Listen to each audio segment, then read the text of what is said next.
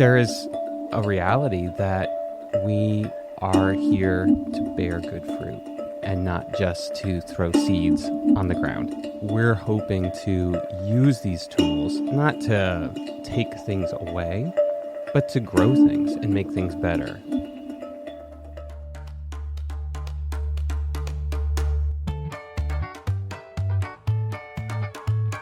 Welcome to the Essentially Translatable podcast brought to you by Lutheran Bible Translators. I'm Rich Radowski, the Executive Director here at LBT. Today we're going to have a conversation with Matt Kistler, who's joined our team recently as the Senior Measurement and Evaluation Analyst. And we're going to talk about the importance of data, metrics, and evaluating whether your programs are having the impact and outcomes that you are looking for. And if not, what happens next. And so I'm just going to have that conversation with Matt. Before we dive into that, though, I wanted to let you know that if you listen to Essentially Translatable on Google Podcasts, that platform will be going away after April 2nd. They're going to migrate that content via RSS feed to YouTube Music. So if you use Google Podcasts, when you open it up, you should get a message that tells you you'll no longer be able to use it after April 2nd, and give you two options: learn more or export subscriptions. So if you like a lot of info you can read, but all you really have to do is push export subscriptions. It's going to ask you which ones. Make sure that among whatever else you listen to on Google Podcasts that you choose Essentially Translatable. It's going to migrate over there and it will be available to you. I think you want to download the YouTube Music app to your Android or iPhone device first before you do all that. So now if you don't use Google Podcasts, then everything I just said doesn't matter to you. You just keep listening the way you have been. And we hope that migration works well for you if you do use Google Podcasts. Having said all that, with no further ado, we're going to jump into the interview with Matt Kistler.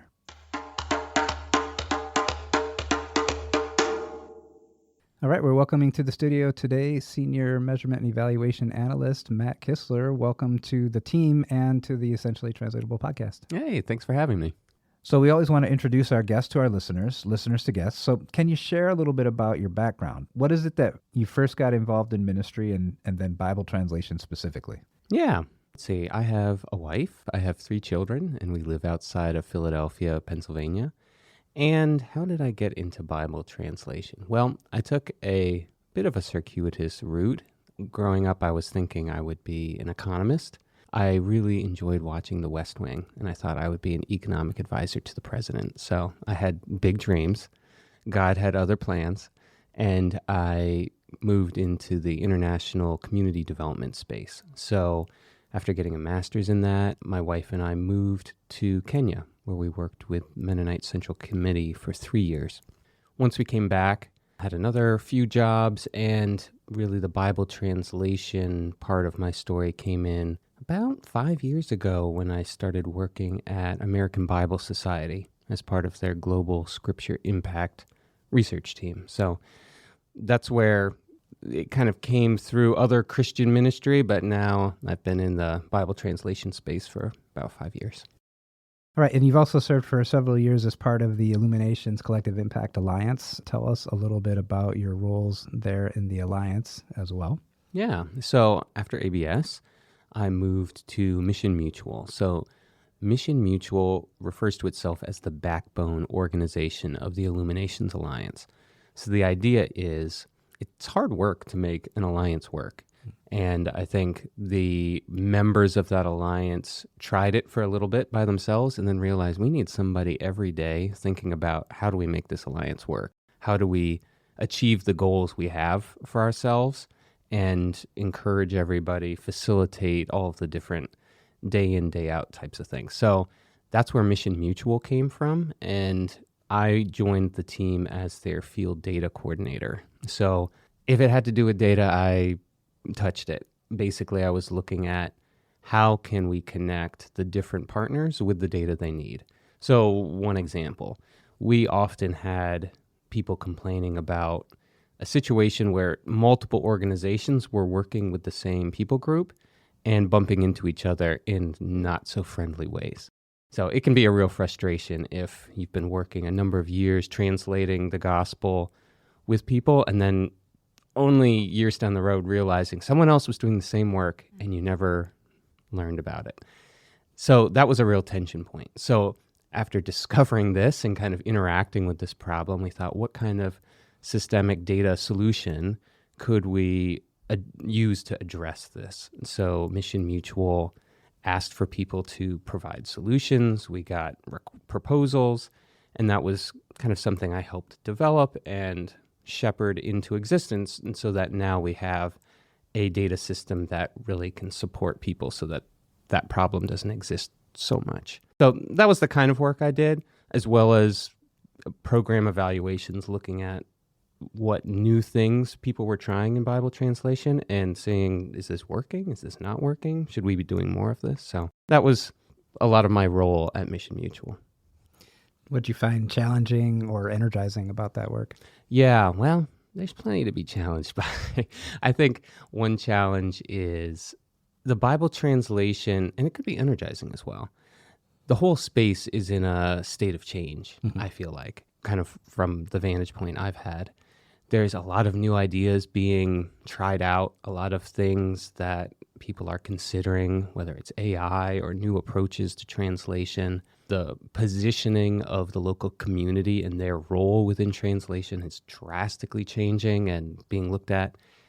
And that's an opportunity, but it's very easy to see those changes as threats as well for organizations. And so navigating that change season and, you know, being an advocate for change and learning and growth isn't always welcome. But I think at the same time, what's energizing is seeing new things, seeing God at work in new ways. So I know one thing, you know, the LBT team was recently in Papua New Guinea working with the Evangelical Lutheran Church there. I was in Papua New Guinea in May seeing work that's kind of related to what's being considered. And it's just awesome to see God at work, to see the local church take up translation and say, this is ours. We want to own it.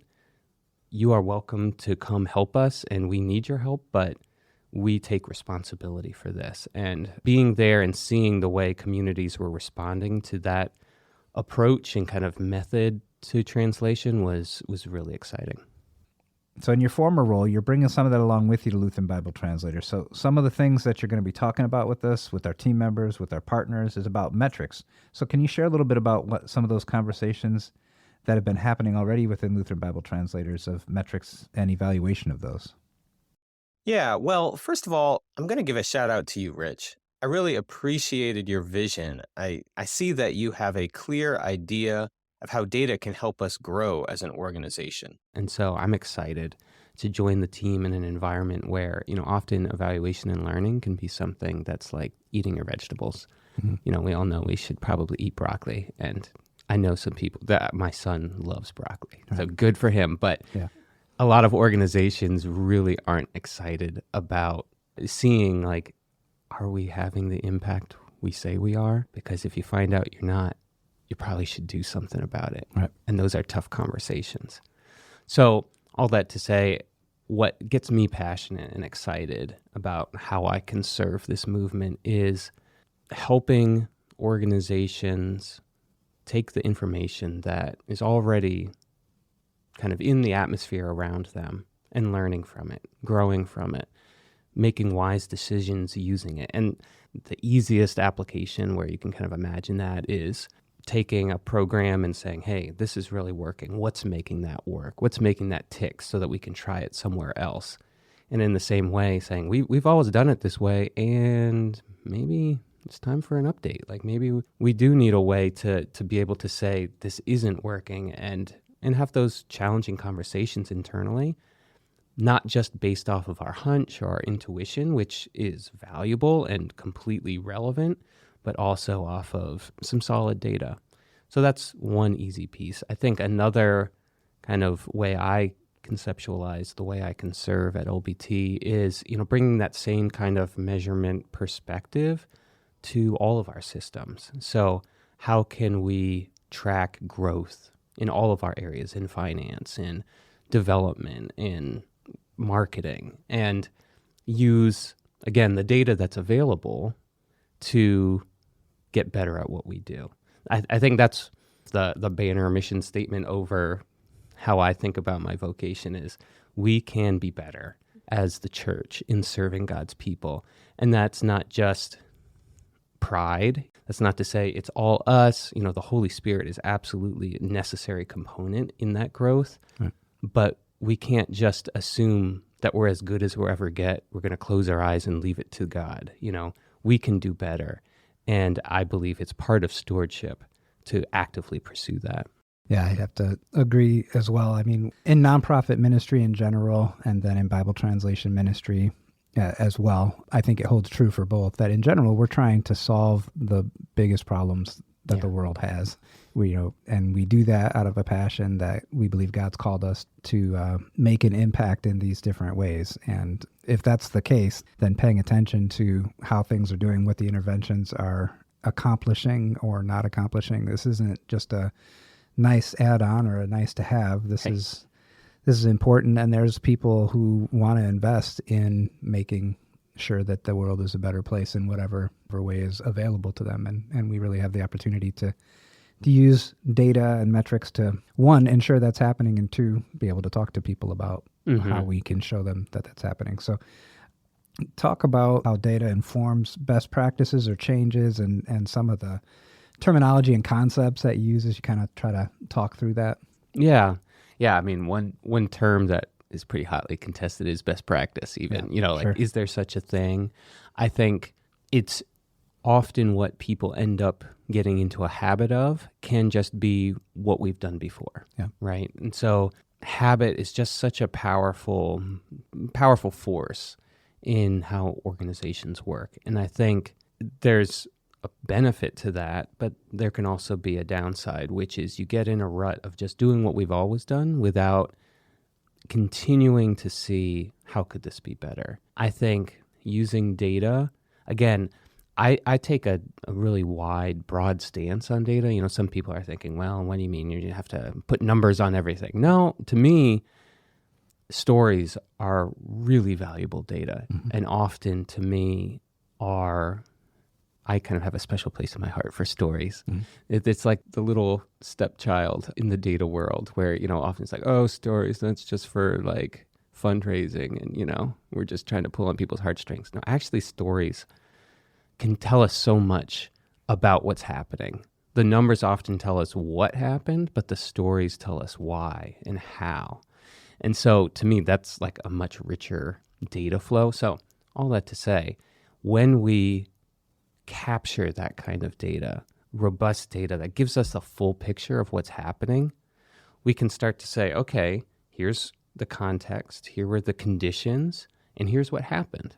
And then we can start to think, is this replicable? None of this is a formula or a silver bullet or guaranteed, but with that information, we can make informed decisions and say, okay, well, we know that this tweak in the system seemed to have resulted in this outcome or impact.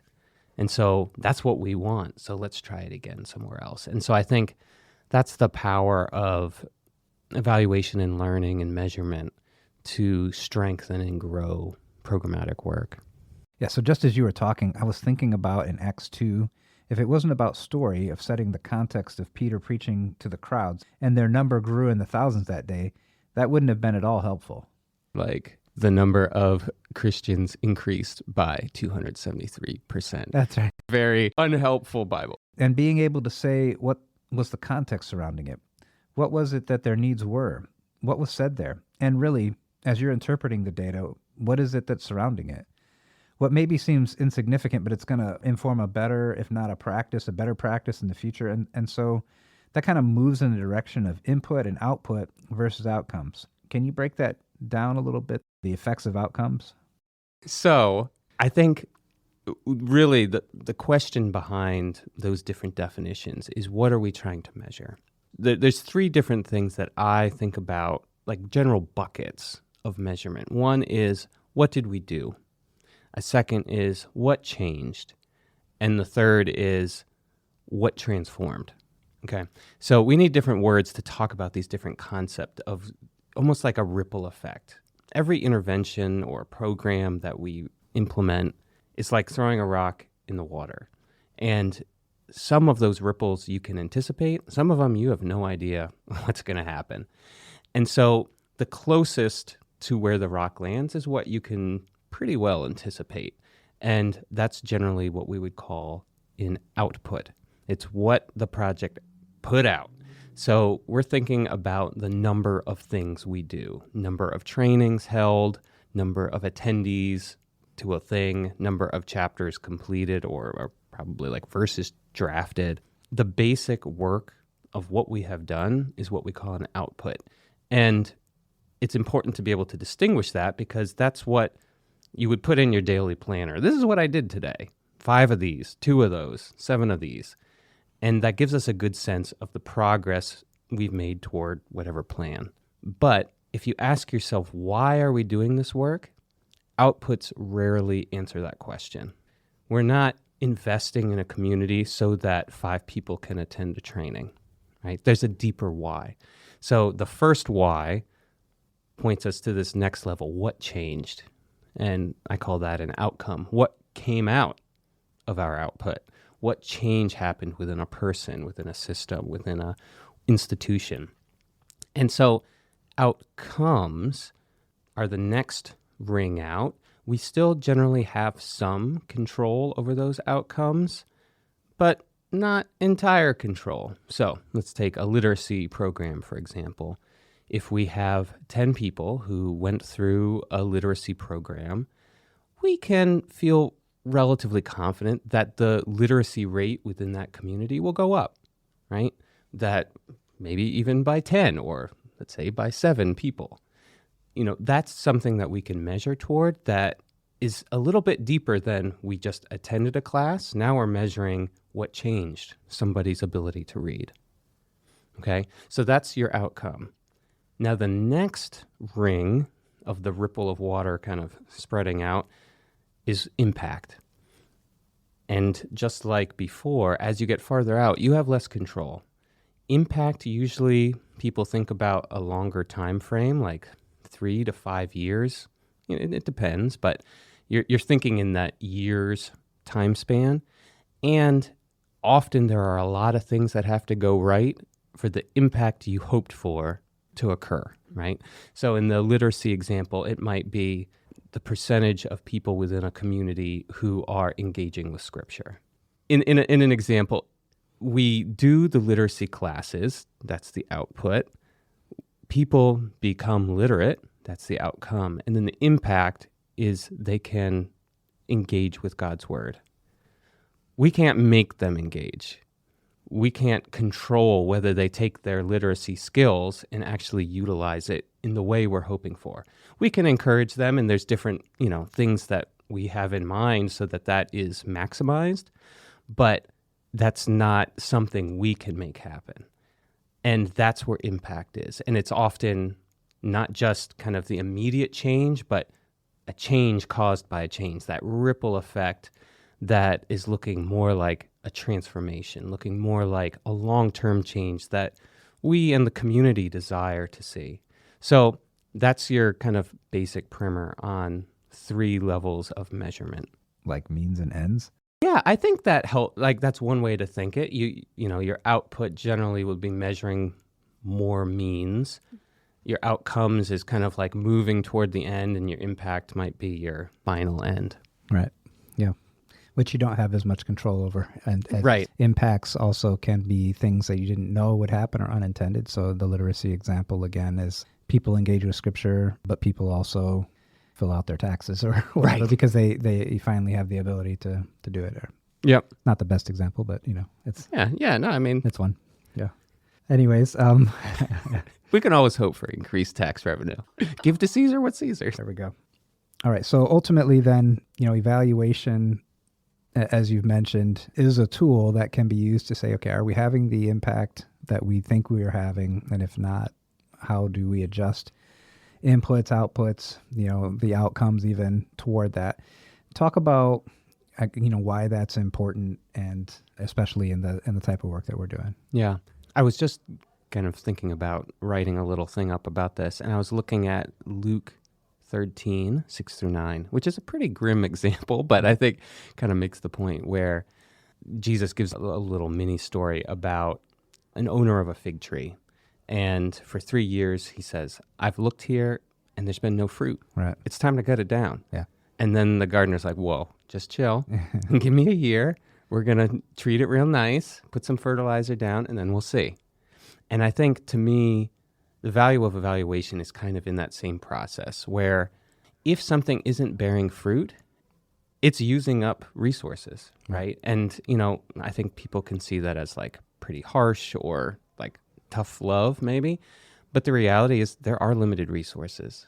There are many places that we could be investing, in a lot of ways that we could investing in communities and in this work. And so given those restraints, we need to prioritize.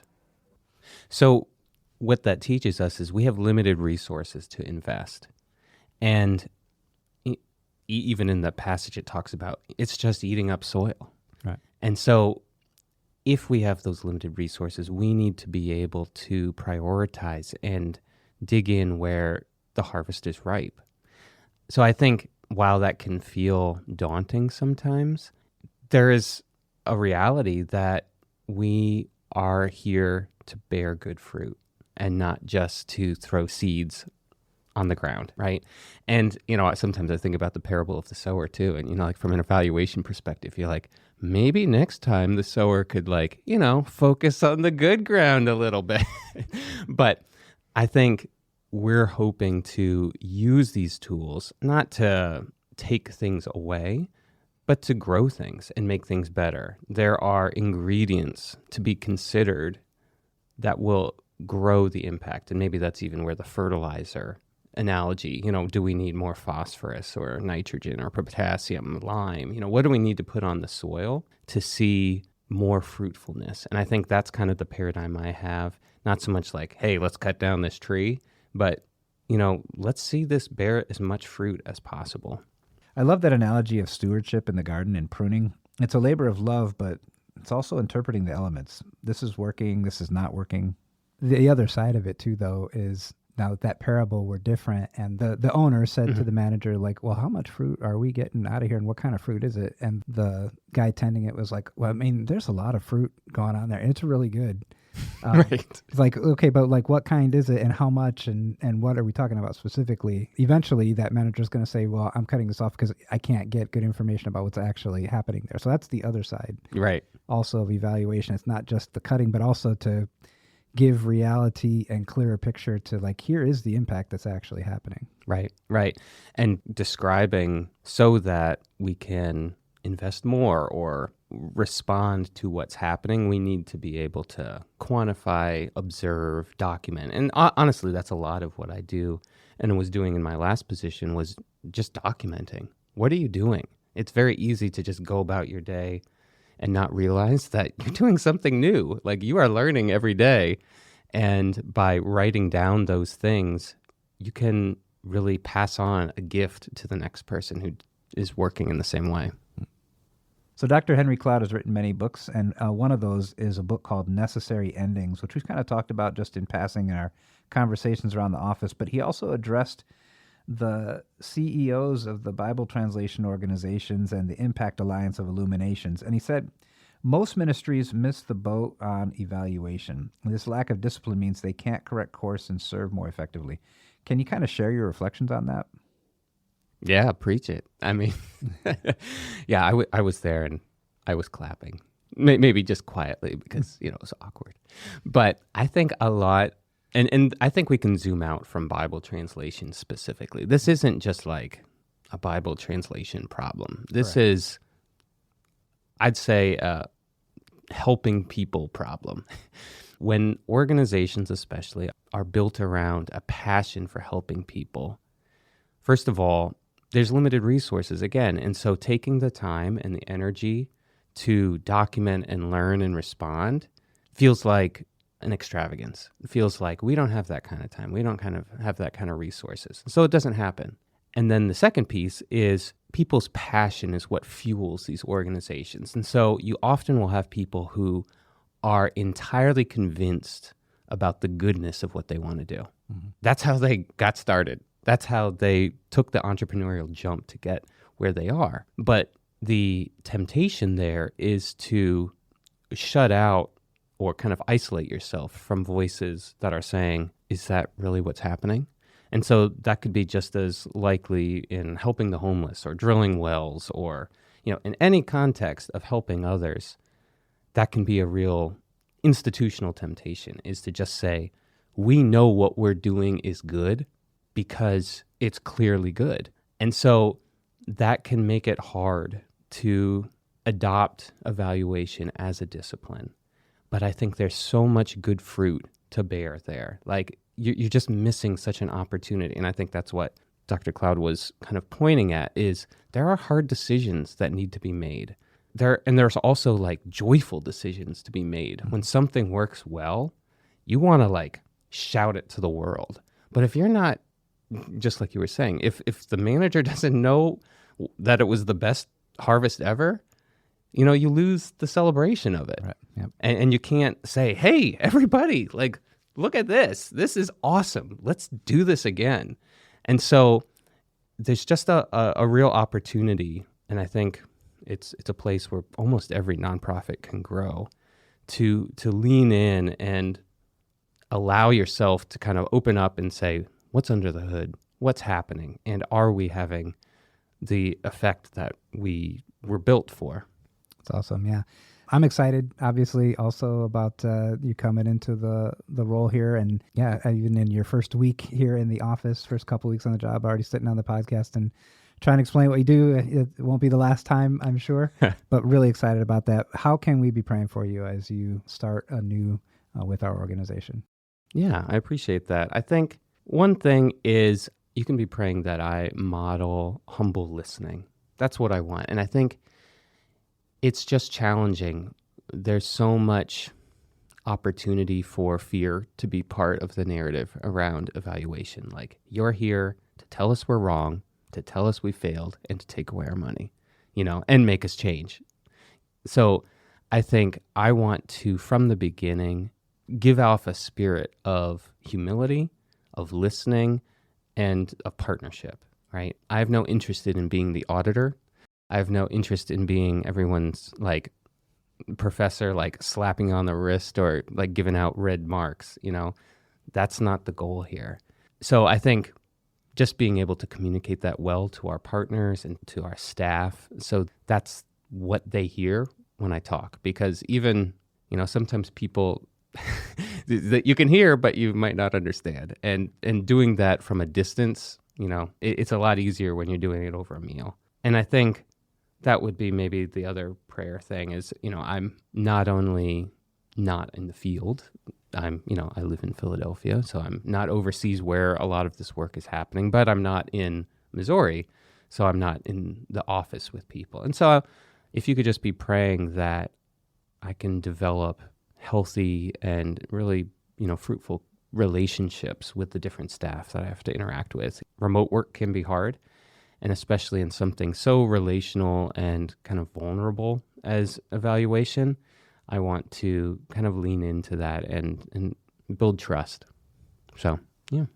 Well, we're truly thankful that you're on board the team, but also that you took time to be interviewed here today, and we will definitely be praying for you. So thank you, Matt. Yeah, it's my pleasure. Thanks for having me.